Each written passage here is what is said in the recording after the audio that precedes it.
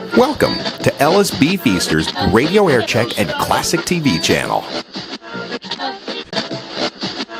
Jim Beattie will face Dennis Leonard in the first game of the American League playoffs tonight. The first two games taking place in Kansas City. Today and tomorrow, the best-of-5 series ends up at Yankee Stadium. The National League playoffs between the Dodgers and the Phillies opens tomorrow night at Veterans Stadium in Philadelphia.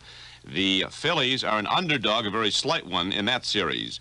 The Dallas Cowboys, through 5 weeks of play in the National Football League, are 5-0 on the year and have a 2-game lead over their arch-rival, the Dallas Cowboys. Last night at RFK Stadium in Washington, 3 Mark Mosley field goals and superb defense carried the Redskins to a 9-5 win over Dallas.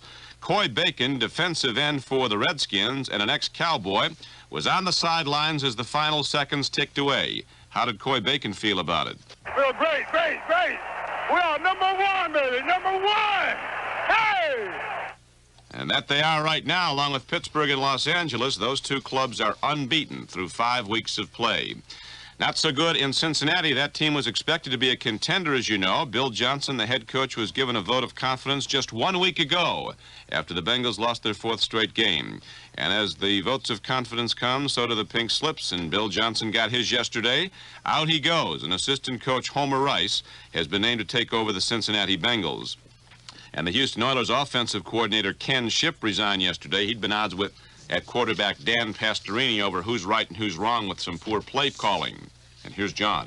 Don, I have to admit that I'm one of those baseball fans who watches the World Series, but rather than watching the games day in and day out as the season progresses, but I tuned around yesterday afternoon like an awful lot of other people to watch that action up in Boston.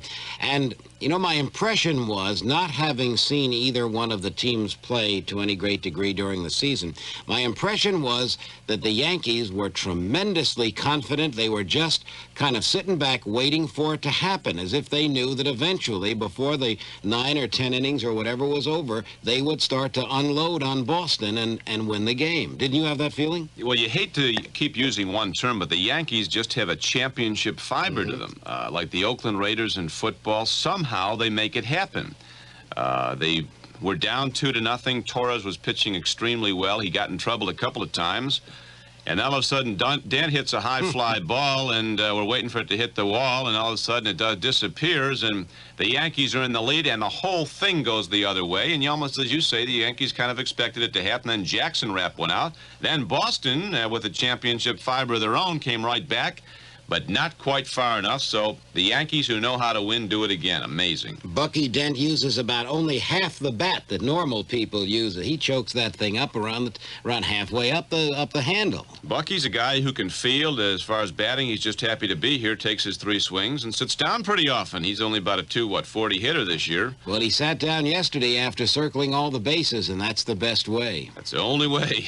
It's time to get tough on crime in New York. Far too often, we've worried about the rights of the criminal